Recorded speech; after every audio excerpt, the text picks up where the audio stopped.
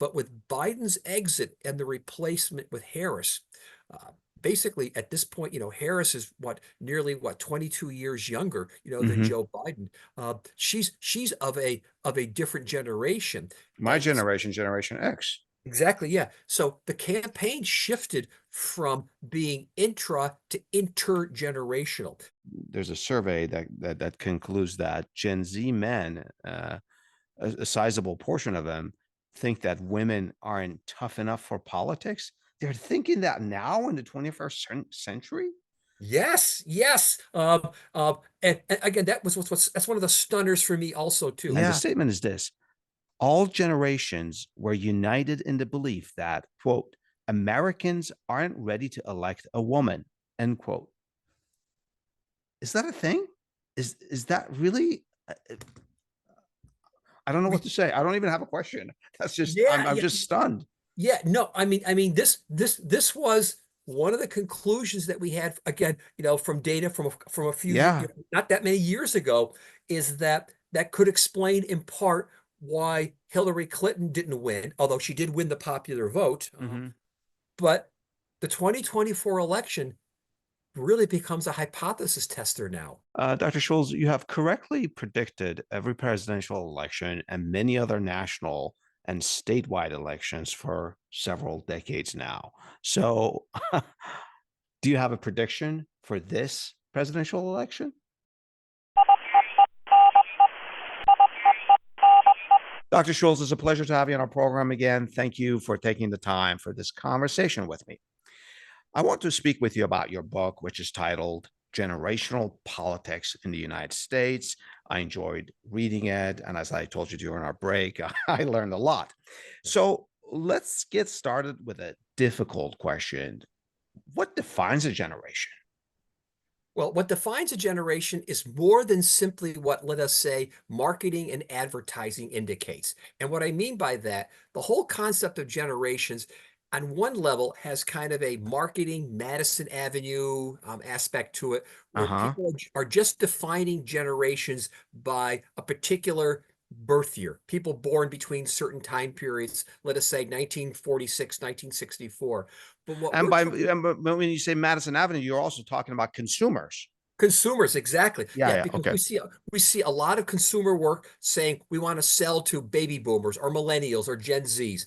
Or for a lot of people, they have probably been to training at work where like at work it's been something like working across generations, what Yeah, it's like yeah, to work with younger people or older people or so forth like yeah, that. yeah. But we're doing something more. This is a book in political science. This is sort of the first major book in political science that takes generations seriously.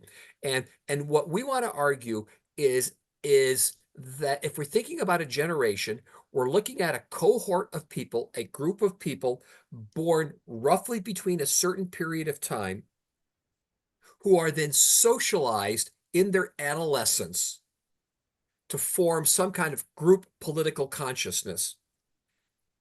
Then, approximately 20 years later, 25 years later, they're in a position of being able to act upon this sort of collective identity in terms of imprinting politics. So think about the definition I've given you here. On one level, the definition says it is cohort plus consciousness. A second way of thinking about it is that a two-stage process in terms of how both a generation acquires a set of political values and then eventually how it's able to act upon them and to really influence politics and political activity as a result of that. Does that mean, based on what you said, generations born every 20 to 25 years, do we have a new generation every 20 to 25 years? No, we don't necessarily in terms Hmm. of that. And let's sort of walk back a little bit here, just in terms of thinking about the concept of generations. And so a couple of points I want to make here. Hmm. There's sort of this quote that's been thrown out there oftentimes. I've heard what George Bernard Shaw attributed to it, a few other people, that says something to the effect of that if you're not a socialist at age 18, you have no heart. If you're not a conservative at age 40, you have no brain. Um, Yeah. and what this sort of aphorism says or suggests is that, listen, we're all young, progressive, we're radical when we're young, and as we age, we get more conservative. So as And we were that's young, we want to save the world. And as we're older, we want to survive and save our own family, right? exactly. Yeah. Yeah. And largely that's sort of a myth, a belief. But one of the things that we know is that generations is and generational influences is largely correct and largely an important variable. So let's just take a couple minutes here and talk about how we learn our political values. When I was in graduate school at Rutgers University, one of my professors was Roberta Siegel, and she was very influential in the field of political science and talking about what's called political socialization. That, like so many things in life, we learn our initial values from where? Our parents. Yeah. There's Yeah. no Yeah. got it. And so we learn our initial political values from our parents. But as we learn from developmental psychologists, when we get to be adolescents, and we could have a great debate about what we mean by adolescence, but let's say roughly between about 13 and 17, we start to form a sense of awareness of ourselves. We break from our parents. We become more aware of the world. We become more aware of our peers. And at this point, what oftentimes happens, and this is what we're studying here, is people roughly of the same age, and I say approximately the same age, experience the world and some major political events or just major events in general that help fuse their identity, a kind of a sense of saying, wow, I was there when unfortunately with Columbine or 9/11 or when JFK got Or assassinated. the Great Recession in 2008. Exactly, the Great Recession 2008, and it leaves an impression upon you. Now, very few of us have very much political influence when we're adolescents. We can't even vote. So what happens is that we form this identity, and then over the next 20 to 25 years, we sort of, as a generation, start to, mature. We maybe become business leaders, political leaders. We become, let's say, fully integrated into the political system. And at the same time that we're moving up, a previous generation is gradually exiting out. So if you think about this, that sure, at about every 20 to 25 years, we really have maybe what we call almost a tipping point where a previous generation or generations have exited the political system, replaced by enough of people of a new generation that it really leads to a shift in terms of politics. But over I time, see. if we think about it here, we don't suddenly have people who are all adolescents 25 years later, they all turn 38, 39, 40. Previous generation doesn't all disappear. Yeah. It's kind of a gradual shifting of people from previous generations exiting, new generations coming into place. And if you think about it, this is a dynamic or a driver of political change. I tell my students in my introductory American politics class that I'm always interested in what I call the plate tectonics of American politics or politics in general. What are the big forces that really move politics? Tectonic plates of American politics. Is that what you said? Yes, yeah. Yes. Okay. The tectonic plates of American politics. Okay. People who want the reference here, plate tectonics is the movement of the continents on the Earth's surface over millions and millions of years. Hmm. And I'm interested in something similar. And my argument is among those tectonic plates in politics are generational shifts, the gradual shifting of one generation socialized by one set of experiences in life, occupying or holding a set of beliefs, gradually replaced by a different set of people. And think about what we're talking about here is that for each generation, they're imprinted in their adolescence, imprinted by, again, real world experiences, and that they experience them kind of collectively in terms of how it fuses or forms their identity. Uh, one thing that I got from what you just shared with us is that parents and grandparents, if this process is gradual, must also have an impact on the upcoming generation. So if you see the tragedy of 9/11, if you see your parents struggling through the Great Recession, or voting or not voting for Mr. Trump in 2016, there's some sort of interpretive, hopefully interpretive communication that occurs between parents and uncles and grandparents down to the kids, right? You're absolutely correct.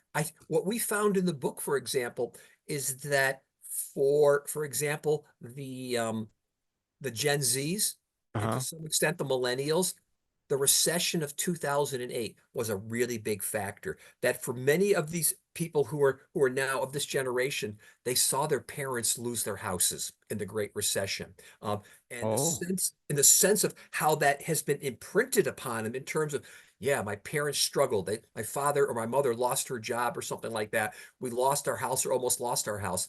I mean, these are things that leave powerful impressions for the rest of people's lives, and how they interpret it politically becomes very important. When they look at Trump, when they look at Obama, other political events in the world, or it doesn't even have to be political events. It could just be, again, economic. It could be yeah. technological. How do they experience these events in their adolescence? What do they learn from them? And how does this form part of how they think about the world? And there's no question that that they're gathering this information in, not just from how their peers react to it, but clearly their parents, their grandparents, I would argue to some extent, how they experience it through the media or the social media. What are the messages they were getting? So to say that there's no connection between the generations is wrong. There's clearly again, a socialization that occurs, but it becomes um, interpretive in terms of how people look at events. The way I've been describing the generational influence is that when you're an adolescent, if you experience the Great Recession, you experience it with other peers of the same age.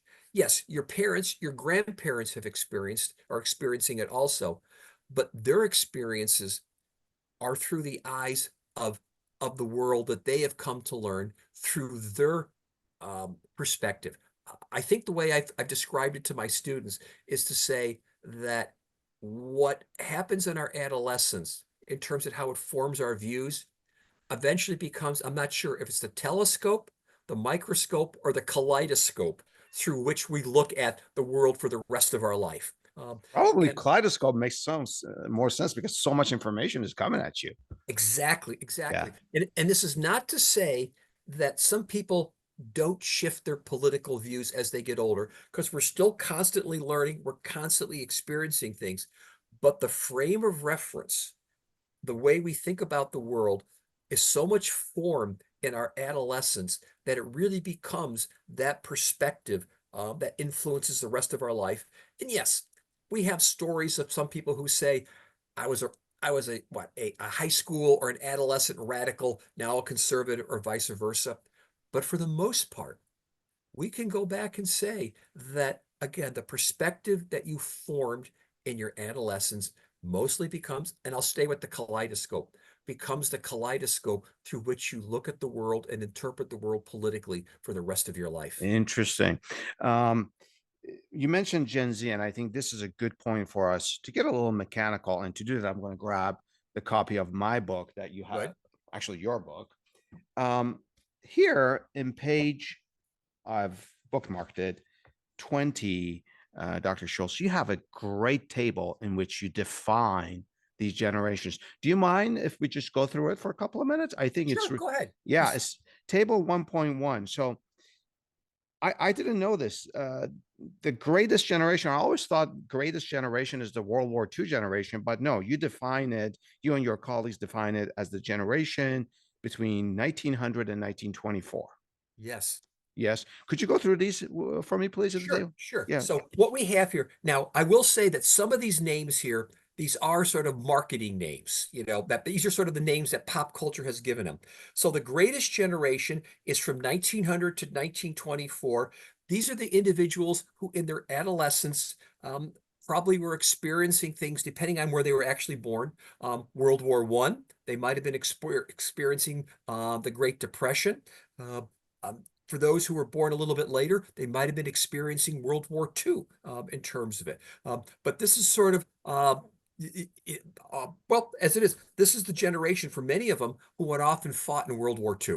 Tom They become Brokaw, adults by the time fighting age, right. conscription age when World War II rolls around. I see. Exactly, I see. exactly.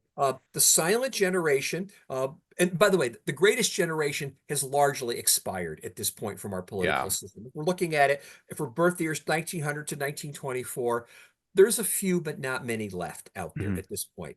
The Yeah. silent generation is 1925, born to roughly 1945. This is the generation, for example, that both Donald Trump and Joe Biden, or they were right on the edge of the silence and the baby booms. This is the generation that would have come of age again, perhaps during the tail end of World War II. They would have been experiencing the world during the 1950s, during the McCarthy era. Uh, would have been what maybe the first real Cold War generation in terms of thinking about who they Do are. you know why they call them the silent generation? Well, it's interesting as we did research on this and looking at sort of the names out there, it was because these were individuals. I'll give you two interpretations. One, it was said that these were individuals who were largely encouraged by their parents to be quiet, to be studious, to be silent. Another Oh, interpretation says they come between the greatest generation, of which there's lots of buzz around, and then the big, loud, noisy baby boom generation that comes afterwards. And so by comparison, they're relatively silent, relatively I forgotten. see. I see. I see. I Um, get that relativity. yeah. Yeah. One other thing that's interesting about the silent generation is that of all the generations that we have listed here, the silent generation produced more Nobel Prize winners, Pulitzer Prize winners than really any of the generations that we have here. Also, Wow. to look at it from an odd perspective, it produces both Hugh Hefner of Playboy fame and Betty Friedan, the feminine mystique, the origin of modern feminism. And so it's an incredibly fascinating generation. Such a wide spectrum.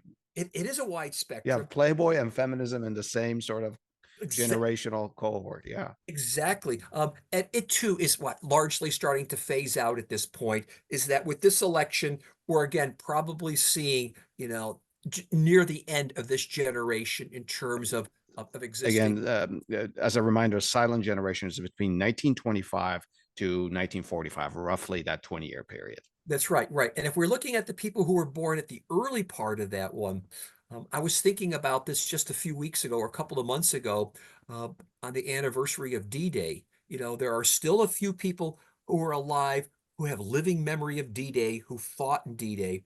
This would have been the last of those individuals, Yeah.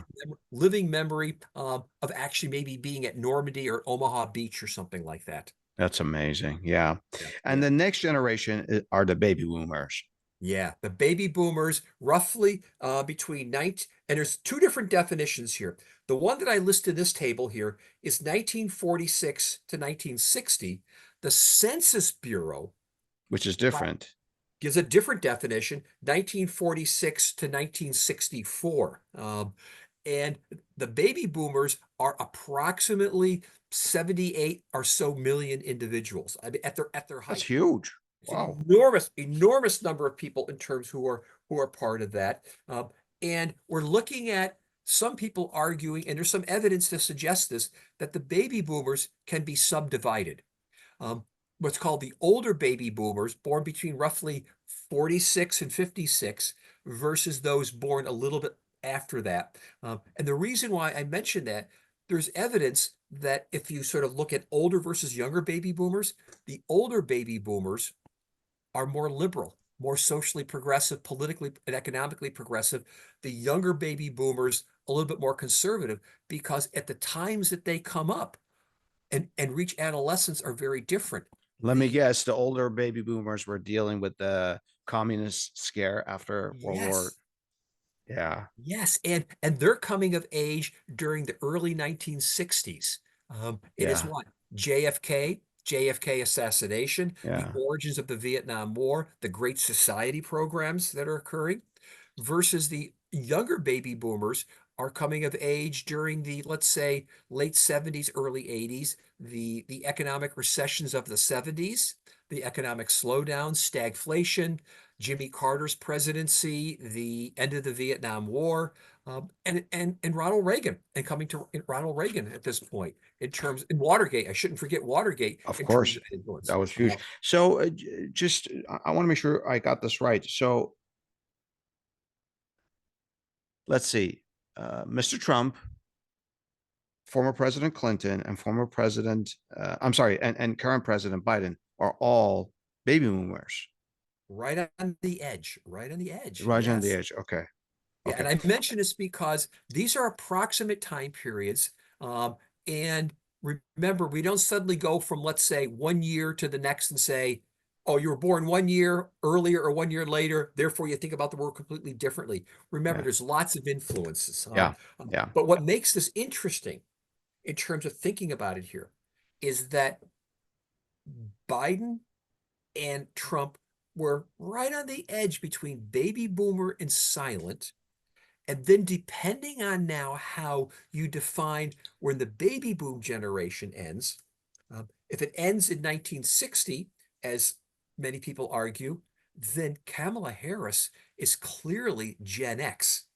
Um, if you accept the Census Bureau definition, which pushes it to 1964, she's right on the edge still between being a Gen Xer and being a baby boomer. And and that's fascinating. So we look at the baby, rather the Gen Xers, uh, again, either born between roughly 61 in 1981, or again, some might say 1964 and roughly 1981 or 82. Harris is born in 1964. Yeah. She's just like Trump, she's right on the edge between two different generations. Yeah. And Gen X is fascinating because, again, I mentioned to you that the baby boomers were about 78 to 79 million people.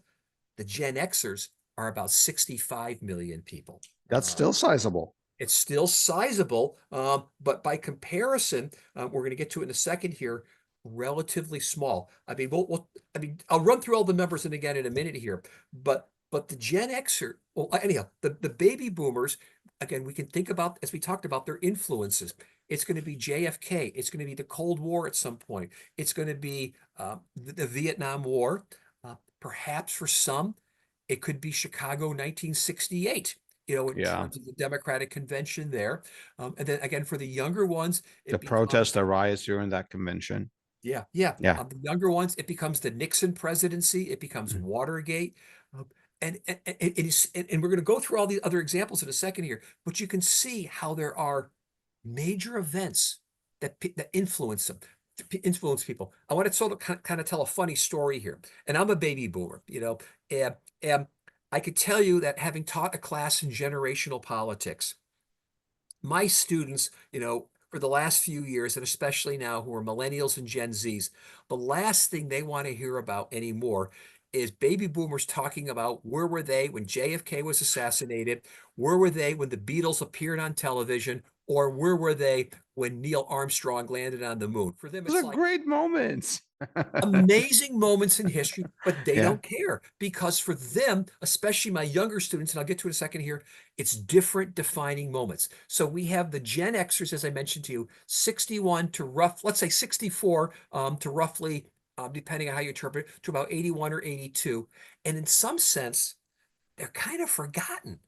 I mean, what's interesting is Obama was a Gen Xer. Harris is we think is a Gen Xer, but depending what it is here.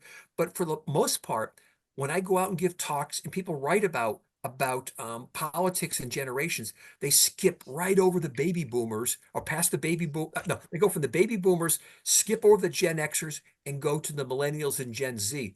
But there's still a big chunk of people, still a big chunk Yeah. of people who are now just getting ready to retire. And the Gen Xers are influenced by Columbine, uh, influenced by, let us say, depending on where they're born, by Ronald Reagan. Again, depending on their time frame, by the election of Bill Clinton to office. Yeah. A variety of events. Uh, then let's look at the millennials, roughly born between 1982 and 1995. And then the Gen Zs, 1996 to roughly 2013. If I may just interrupt you for a moment, this term millennials, I have a very clear sense of it, having read your book. Right. But when in the public they use the term millennials, they usually mean just younger people. It's such Yeah, a loose word. They're not really distinguishing millennials from alphas or Gen Zs that we're going to get to in a second. Is that correct? you're Is that, absolutely correct, yeah, Rafter. At one point, people were referring to them as Gen Y as opposed to Gen Y? millennial. Okay. Yeah, Okay. I don't hear that term very often. That way they Yeah. could go from Gen X to Gen Y to Gen Z. But Yeah. no, I mean there's a roughly specific time period here that we're identifying with again our book with a lot of survey research points to clear demarcations in sort of ideology and worldviews that these individuals have. And And and that's so again 1982 to 1995 for millennials. correct, correct. Okay. And then the Gen Zs are 1996 to 2013 in terms of roughly their birth. And then if I could just throw in another one, it's the Alphas, born 2014 and later. And if I could just tell a funny story about the Alphas for a Please second, do. come back here, is that about 5 years ago, I think it was about 5 years ago, uh, I did an interview with somebody else, kind of a business, and we're talking about generations. And then they started asking me about the alphas, and I said, "Who are the alphas?" And they said, "Roughly born about 2014." And this is about 5 years ago, by the way. And they said, "Well, what are the political views of the alphas?" And I said, "What political views? They're They're kids. 5 or 6 years old at this point." I said, it's probably their parents, but why are you asking me? And they said, because Madison Avenue marketers and business people are already trying to figure out who they are so they can figure out how to sell products to them. And I was That's like, wild. wild. Yeah, wild. So from a marketing perspective, it might make sense to talk about the alphas. But at that point, it didn't make sense to talk about it politically because I would say 5-year-olds, they probably think about the world the way they're politically, the way their parents and their grandparents do, or something like that, If at all. Yeah, you're if at right. all. We'll be back after a short break to talk about President Biden's exit from the presidential race and Tim Walz's impact. In fact, potentially significant generational impact. We'll be right back. Dr. Scholes, you recently wrote an article which you described in that article this coming presidential race in terms of intra-generational and intergenerational contests and connections. And you explain those two terms as they relate to Mr. Biden and Mr. Waltz. So let's get into those terms and how they connect to the two gentlemen I mentioned. Yeah. So if we go back to let's say before the Democratic National Convention, before Kamala Harris replaced Joe Biden, the race was looking like it was going to be Trump versus Biden, two individuals who really were of more or less the same generation, Mm-hmm. socialized by, let's say, roughly the same events growing up, although interpreting it very differently, of course. But I was arguing that this was a campaign in featuring two people of the same generation, an intra-generational conflict or contest, we should say. And to a large extent, So a because conflict between two two baby boomers. between two baby boomers, right? Yeah. And with that, what we knew is that younger people were largely turned off in this election because we're looking at somebody in their 70s running against somebody in their 80s, and nothing against older people, but for the millennials and Gen Zs, they couldn't bond with, identify with either Biden or Trump because the age difference, and also, let us say, anywhere from the cultural to the political references to how they think about the world were very different. And we do know that in general, across the different generations, besides the defining events that influence a generation, we know that especially when it gets to sort of the millennials and the Gen Zs on a whole range of issues, they're far more liberal or progressive, whatever term you want to use, than the older. So anyhow, the race was starting off as being a intra-generational presidential political contest in which there was real concern, especially among Democrats, that young people weren't going to show up to vote. But with Biden's exit and the replacement with Harris, uh, basically at this point, Harris is nearly 22 years younger, than Hmm. Joe Biden. She's of a different generation, My and generation, Generation X. exactly, yeah. So the campaign shifted from being intra to intergenerational. And that's important because it's not just simply now a younger candidate. She's talking about life experiences. She is making cultural references, and she's talking about issues in ways that younger people can relate to, that they couldn't relate to with Biden. And we could have a great debate regarding whether or not there's much of a difference between Biden versus Harris on a whole range of political issues. But the perception, at least for the millennials and Gen Zs, is that she represents or closer to representing them, and her nuances in terms of how she talks about things are clearly different. So now the campaign has shifted, clearly has shifted from being intragenerational to intergenerational. And if I And may add something here, she's a stepmother of two young people. She's correct. not a grandma with kids in their 40s and 50s. So I think that provides some terms and relevances that Gen Z probably appreciates, right? She can I connect with them more. I think absolutely correct. I mean, I when I was watching the third night of the Democratic National Convention, they had, I think it was like nephews and nieces of Kamala Harris on, and they were teenagers or Yeah, maybe a yeah, little bit older, and and it wasn't quite like them saying, Aunt Aunt Aunt Kamala or Mom or something like that, but there was a sense in which I could see millennials and Gen Z saying, "Hey, I can see my mom in her." exactly. Yeah.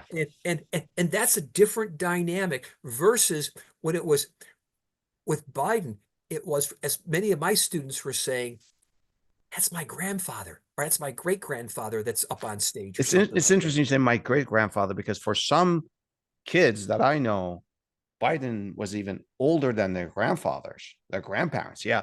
Yeah. Um, so in your article, you talk about Tim Walz and his impact on this intergenerational contest and connections. What's the big deal about him? What does he bring to the table now? Well, he brings a couple of things. First is the fact that he comes from my home state now, which is Minnesota. More importantly, is because of that, he comes from a state that has a reputation of being progressive, and he's a progressive or a liberal, whatever term you want to use at this point. And what Harris did with picking Waltz was to defy conventional wisdom. All the So she conventional didn't pick Shapiro from Pennsylvania, which is a Correct. swing Or state. right. Or Kelly from Arizona, Exactly. which would have been the safe bet. And also the conventional wisdom would be pick a political moderate. She went from somebody from a non-swing state who was also somebody from a liberal state and from a solidly liberal state or Democratic state, and who's got a strong progressive record. And the signal that she was sending was that I'm going to go with somebody who's roughly my age, trying to appeal to the progressives, the ascending parties, of the ascending generations of millennials and Gen Zs.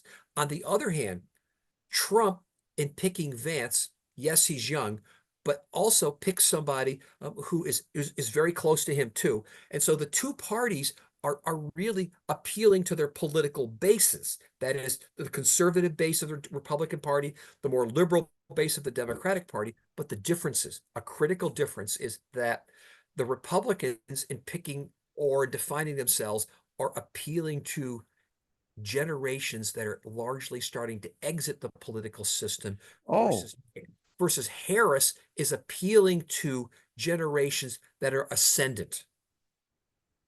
even though Vance is younger than Even though Trump. Vance is younger, yes. Yeah, because Vance's Interesting. ideology, Vance's worldview so closely aligns with Trump in so many ways that they're still trying to appeal to that older generation. You just used the term ascendancy, and I noticed this in your article, and I also I think I came across it in your book. What do what do generational ascendancy and descendancy mean?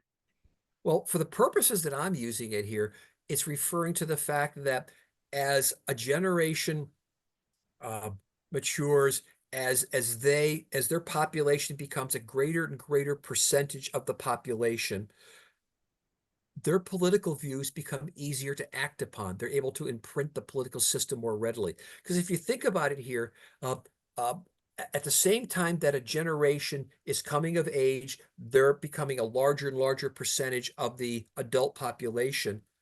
Previous generations are exiting out. And and what really I happens see. is that one generation, again, maybe what Malcolm Fielding called it the tipping point or something like that. Maybe it's Hmm. the tipping point. At some point, there's enough people of the millennial generation and the Gen Z generation that they are now in a position of being able to act on their political views. Example that I want to give here. I talk about this in my book and I talk about this in my article, is that 2020 was a fascinating election 4 years ago.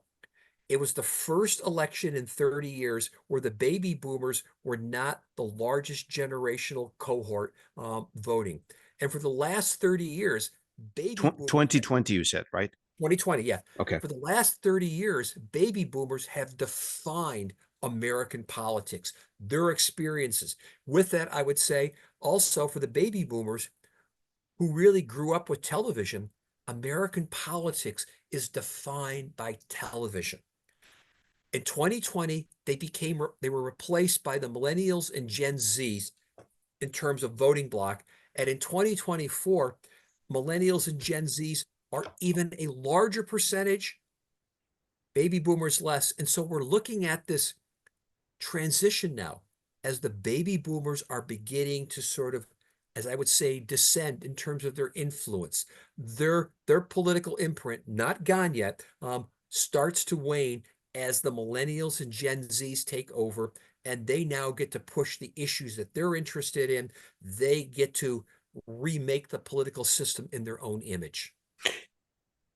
We're talking about generations in this interview, and I want to make sure that I go away with some sort of conclusion. Do you think this election is more about the issues or generations?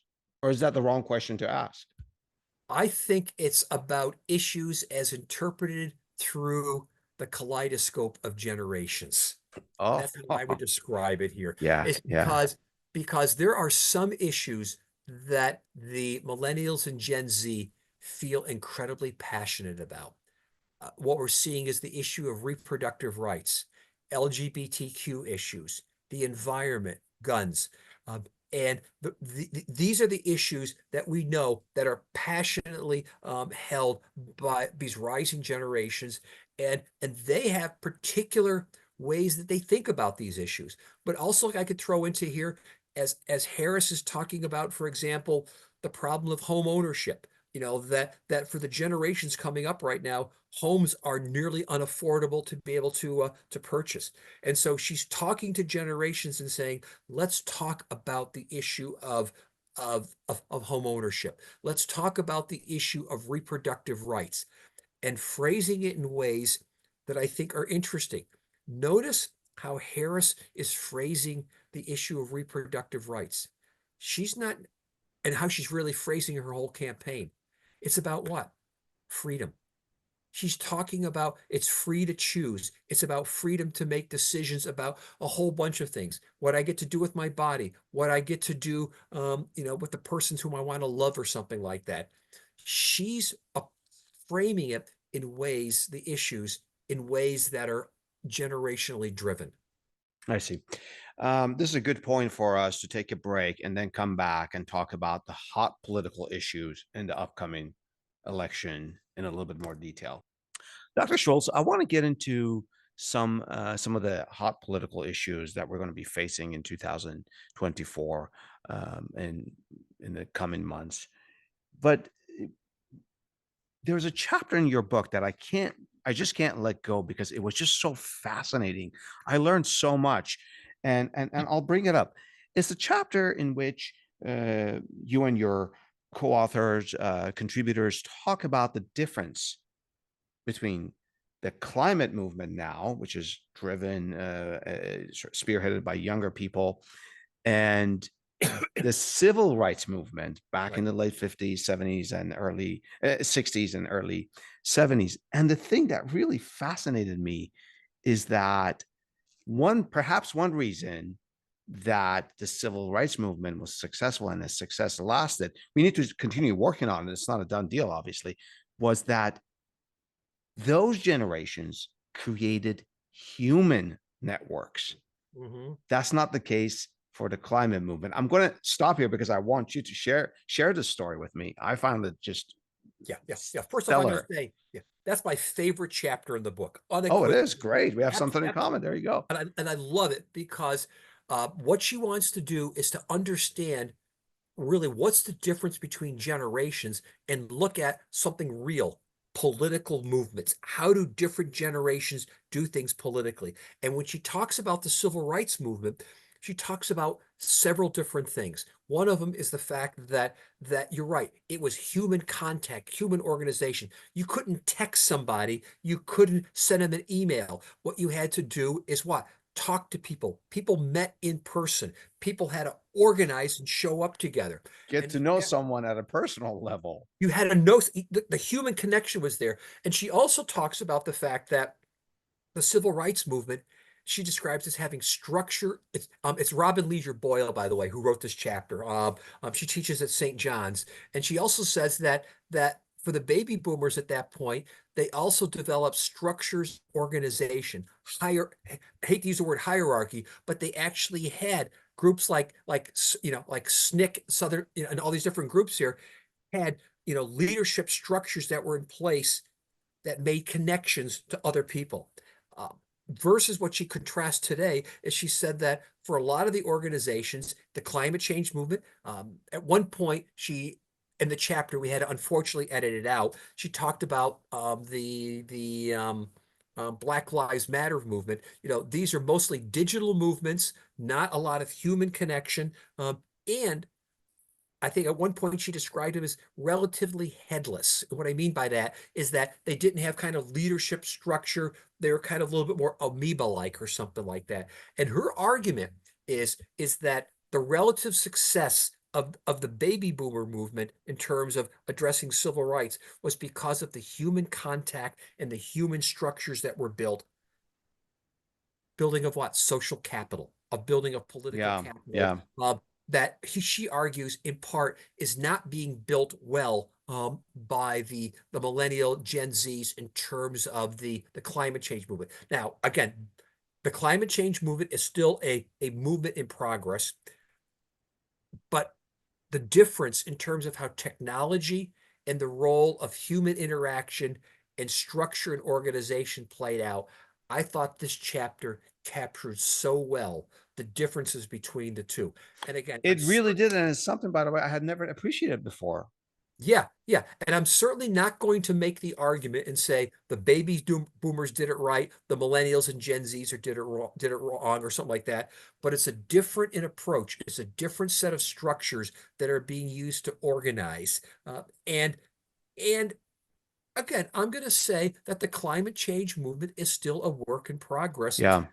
as a couple of new generations are trying to figure out how to reach other people at a point where the technology is making contact different in ways that we didn't have nearly 60 years ago. One of my takeaways from that chapter was that i- current political movements, especially those uh, sort of majority driven, spearheaded by Right, younger people, can mobilize rather swiftly because correct. of the digital connection.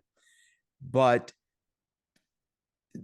the explosiveness of that movement at times may be fleeting because me and David Schultz are not sitting and having a cup of coffee to talk about this at a personal level.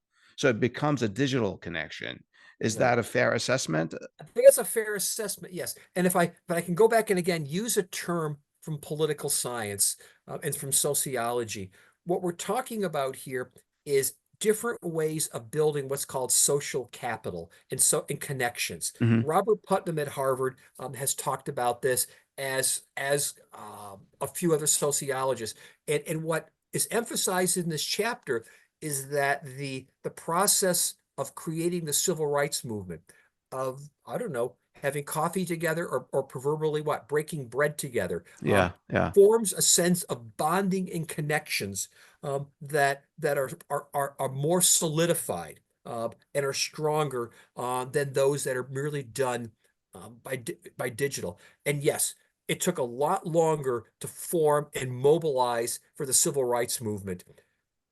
And yes, it's easier to get maybe 25,000 people out just like that through text messaging or through the social media.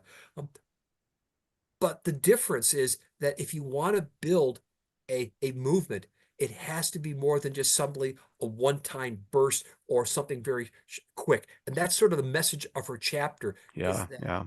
movements I'll use it this way. Movements are like, I don't know, buildings are like architecture. You've got to build the foundations for the building to be able to stand. And that's, I think, really the legacy of the civil rights movement. Certainly, we have not eliminated discrimination in our society, unfortunately, but the basic foundations are still there, Yeah. laid out 60 years ago. And I think the challenge for, I think, climate change, for Black Lives Matters movements and so forth, is how do you take that initial, you've got people's attention, you've got their attention right now. How do you take that from what, as I say, from protest to political movement to political change? That's a heavy lift. That's a lot of work. It's a lot of That's a work lot to of do. work. Yeah. Let's get to uh, two hot button issues in this election. And there's been a lot of political movement by young people, and interestingly, on both sides of these arguments. So, one of the ones that's really a big topic is immigration. Is there a discernible difference in immigration attitudes across America's generations? Yes, yes, significant differences. And Mm, and I should also point out the fact that if we were to go from the silent generation and move forward in time, from silence to baby boomers to Gen X, to millennials to Gen Z, we would hmm. find that for the millennials and Gen Z, these two generations have the highest percentage of immigrants of any of the most recent generations and among the highest percentage of immigrants of any generations in American Wow. history. And certainly what we're finding is that density, if I can use that word, that density of shift across generations does influence political views. And for what we found in the book, and survey research data in our book points us out here, for the millennials and Gen Zs, immigration, support for immigration is much, much greater among millennials and Gen Zs than it is for the baby boomers and the silents. And it's a little bit mixed for the Gen Xers. Wow. But clearly, there's a shift that goes on there. And so when Donald Trump is talking about, for example, let's say immigration crisis, or talking about sealing the southern borders and so forth like that, he's speaking to one or two generations that again that are largely, go back to what we've talked about before, that are largely exiting the political system, versus when we start to think about the where the millennials and Gen Zs are, they are more supportive of immigration. Now, that doesn't mean necessarily that open borders or anything like that, but Yeah. what it means is that they're thinking about immigration in different ways than the earlier generations. To be sure, you do see young people in Mr. Trump's rallies, but that Right. doesn't mean their entire generation is anti-immigration. Correct. The other issue that you alluded to in the last segment is gender and women's rights. Right. Um, but I want to ask this question based on what I learned from your book, which really I found it intriguing.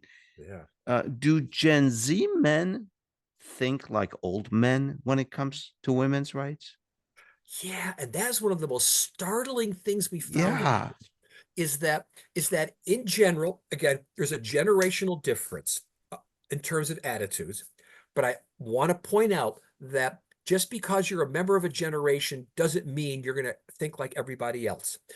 In my introductory American politics class, Hmm. and I did this,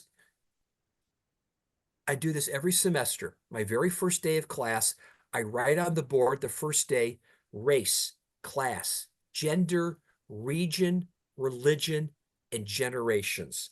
And I say to people, these are the six variables upon which we have conflict and cohesion in American politics. And generation is one of those six One of those. variables. And we Yeah. have to think about how people of a particular generation, if they're, let us say, white female or African American female, they have other influences in their life that are and how they interpret the world.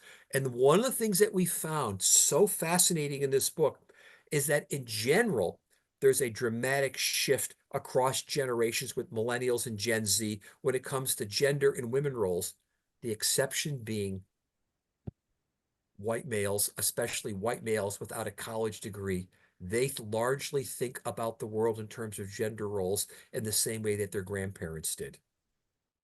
That's wow, that's kind of sad actually.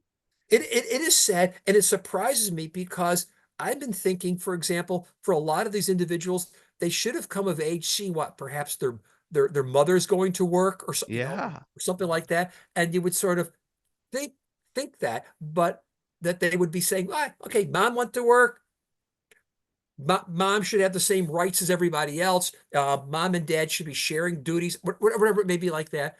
But we found that as a sticking point. And this becomes interesting because when you were mentioning that, yes, there are some young people at Trump rallies. Well, what we're seeing is that Trump's message does still appeal to what? Young white males without college degrees. Wow. And in your book, I was so interested. I actually flagged a page 172. There's a survey that concludes that Gen Z men, a sizable portion of them, think that women aren't tough enough for politics. They're thinking that now in the 21st century. Yes, yes. And again, that was that's one of the stunners for me also too, Yeah. because again, I was just sort of expecting to say, okay, we're gonna do our research, our authors, our contributors are gonna do research, and when it comes to sort of the that issue about gender, thinking, okay, we're gonna be what a post, if I can call it a post generation or post gender generation. Well, we're finding that that's not true, and the That reason we're why not in a post-gender generation yet. that's right. Yeah. And the reason why I mention that, because remember when Obama was elected, people said, well, the millennials and Gen Zs, they're post race at this point. Yeah. And that wasn't completely the case, although significantly, yes. But here, we were expecting to come up with, well, we're post, how about a better term? We're a post-sexism. Yeah. And it's not. It hasn't ended yet at this point. And there is Wow. this sizable cohort who almost wax romantically for the world that their grandfathers lived in. Wow. That's disconcerting. It really is. Now, in the same chapter that I was looking at, gender and politics, women's rights, there's a stunning statement in the latter pages of the chapter. And for our audience, I'll include the page numbers, pages 175 to 176. And the statement is this: all generations were united in the belief that, quote, Americans aren't ready to elect a woman, end quote. Is that a thing? Is that really? I don't know what We, to say. I don't even have a question. That's just yeah, I'm yeah, just stunned. yeah. No, I mean, this was. one of the conclusions that we had, again, from data from a few Yeah. not that many years ago, is that that could explain in part why Hillary Clinton didn't win, although she did win the popular vote. Hmm. But the 2024 election really becomes a hypothesis tester now. Is that if Harris were to win this election, does that now put that issue to rest? I don't know if it does or not. But yes, that we still did not have at the time the research was being done for this book. Again, some of the surveys were being done. There wasn't a clear, unequivocal um, evidence that said, yeah, Americans feel comfortable with the idea of a female being president of the United States.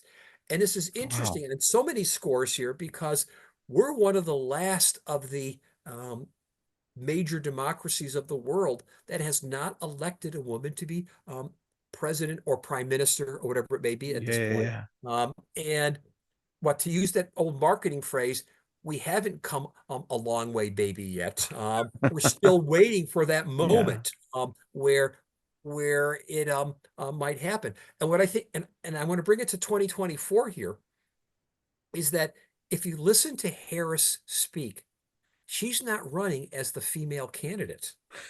Great point. I've noted that. Yeah. Yeah, she is not saying that I am the female candidate, time to elect me.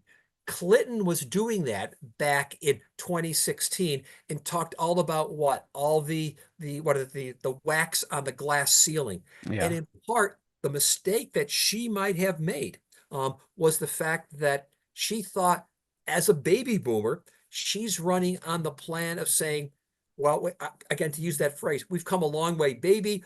It's time to elect a woman as a woman and try to appeal to women as female voters. Harris is not doing that. Yeah. I've noted Harris, to that. some Yeah. extent, is downplaying the identity politics, or at least downplaying the gender aspect of her campaign.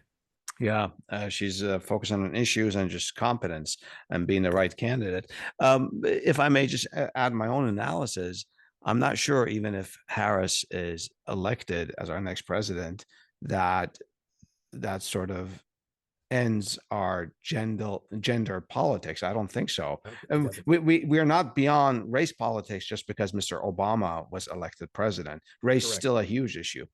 Let's take a break here. Stay with me and Dr. Schultz as we get into the perspective.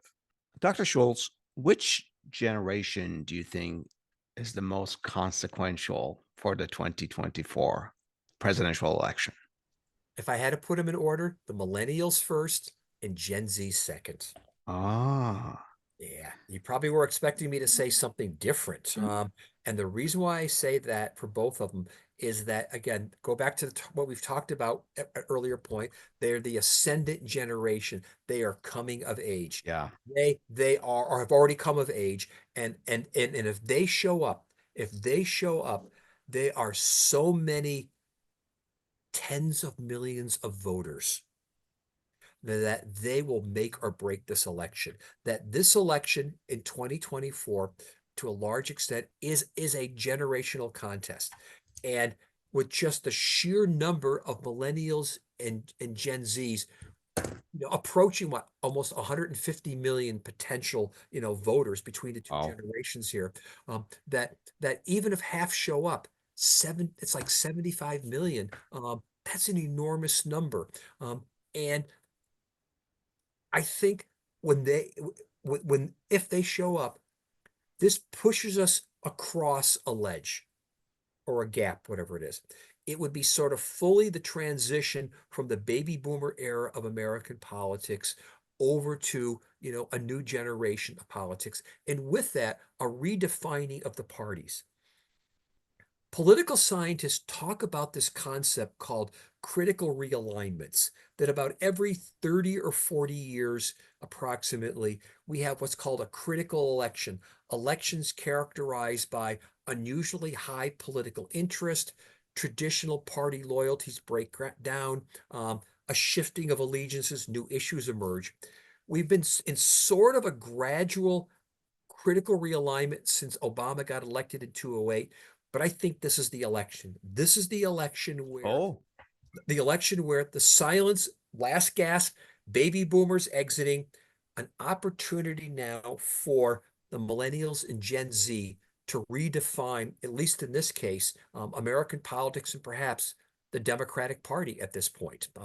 And in longer term, also to redefine what the Republican Party is going to be, because after both parties are really facing existential crises.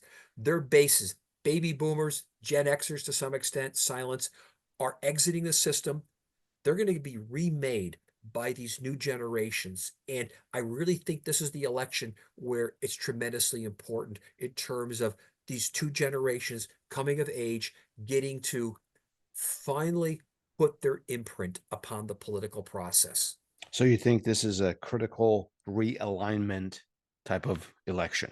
I do. I do at this point. Interesting. Dr. Scholes, you have correctly predicted every presidential election and many other national and statewide elections for several decades now. So, do you have a prediction for this presidential election? I do. And I was going to say, if all the trends come together the way they're looking like at this point, Harris is going to win this election. Now, Oh, wow. if we were to come back to, let's say, right before Joe Biden's debate, it was a very close election. It was, but Trump had a slight lead. Biden's debate performance really hurt him in the polls. And clearly, the election was shifting away from Biden and solidly towards Donald Trump. When Biden exited and Harris replaced him, what we started to see initially is a resetting of the election to more or less back to where it was right before the first debate. But let me tell you how I'm analyzing it right now is that Hmm. what we're looking at is going into the Democratic National Convention late August, that Harris was either tied or slightly ahead of of Trump in the overall popular vote. But remember, overall popular vote doesn't matter because we elect by electoral college. But she had now turned the corner and was either tied or slightly in the lead with the critical swing states that are going to decide the election. States such as Arizona, Georgia, Michigan, Wisconsin, Pennsylvania, states like that. Generally coming out of a convention, you get a bump. Hmm. Trump did not get a bump coming out of the convention, Oh. did not get a bump whatsoever, simply because of Harris replacing Biden. Harris is likely to get a bump. Again, as we're speaking at this time, we're in the middle of the Democratic National Convention. If Harris comes out of the Democratic National Convention with a bump, which is typical of about 3 to 5 points, she could be coming out of the convention with about, let's say, a 3 to 5 to 6 point lead in polls, margin of errors of, let's say, 2 to 3 points in terms of most polls. The reason why I mention it, most convention bumps fade in about 3 to 4 weeks. However, if we start to see Harris with a lead of about 3 to 4 points, especially in the critical swing states in mid to late September, I think she's going to win the race. Because what it's going to suggest to me is that with the shortness of the campaign, uh, that bump may not fade if, in fact, it fades in time for November 5th to happen. Remember also, early voting starts in many states late September, early October. Yeah. And, and if part of my analysis is correct, that she has now motivated millennials and Gen Zs to show up, what we're looking at right now is a trend line that might continue. Let me throw a couple more things in here to part of my analysis. One of the terms that we were hearing this year, earlier in the year, was called the double haters. About Double haters? double haters, Okay. 20% of the population equally hated Biden and Trump, did not like either of them. And the question was, what were they going to do? Were they going to hold their nose and vote for one of the two of them? Were they going to vote for Bobby Kennedy Jr.? Because earlier in the year, he's polling at 20%. Yeah. Or Yeah. were they going to stay home? Well, with Harris out, where are the double haters going to go? Remember, 20% is 1/5 of the electorate at this point. Does is their hatred from Biden going to translate over to Harris? Are they going to say, well, I'm going to give her a fresh look? Are they going to say, yeah, I still hate Trump, but I don't know what I'm going to do? And with Bobby Kennedy Jr. fading also from the polls, put all this together. So we've got what? We've got the trend lines, we got the bump, we have the intergenerational issues going on. We got the early voting, which is shortening the election cycle. Put all this together. If about the third week of September, uh, Harris is in the lead, I think what? I think she wins. And also think about something I want to also underscore here. You know where we are right now? Exactly where I thought we were going to be 4 years ago. And what I Huh. mean by that, 4 years ago, Biden at one point said he's a transitional president. None of us expected him to be running a second term. Yeah. Yeah. Yeah. Yeah. Well, 4 years ago, most of us thought, well, what would that mean? It would be Biden's not running a second term. His Vice President Harris would be the nominee, and she'd be running for president. That's exactly where we are now. And remember, also 4 years ago, Joe Biden beat Donald Trump by several million votes in the popular vote. Yeah. I actually think of where we might be in late September 2024 is where we were in late September 2020. And that's a good thing for the Democratic Party. For the Democratic Party and for Trump, it's not a very good thing at this point. And so what he needs to figure out is how to counteract all these trends. There's a interesting cover for the New Yorker magazine that came out in late August, and it shows a roller coaster. And on the roller coaster, it shows Trump and Vance going down, and it shows Harris and Waltz going up on the roller coaster. I think that cartoon or cover captures where we are. And it's possible that middle to late September, the roller coaster, for one, still goes up. Yeah, there's going to be some ups and downs there. But a lot of what I'm starting to see right now is suggesting trend lines that are working in favor of Harris and Waltz at this point. But again, this comes back to the whole generational issue, and that if millennials and Gen Z show up, if they do more than just simply say, yeah, I like Harris, I like Waltz or whatever, uh, do more than just simply say that, but actually show up to vote, uh, she's going to win. Wow. Dr. Schultz, thank you so much for educating me and our audience. And to our audience, if you know of any history that could provide more perspective from the past on this subject, please share it with us and tell us what's your perspective. Thank you so much, Dr. Schultz. My pleasure. Thank you.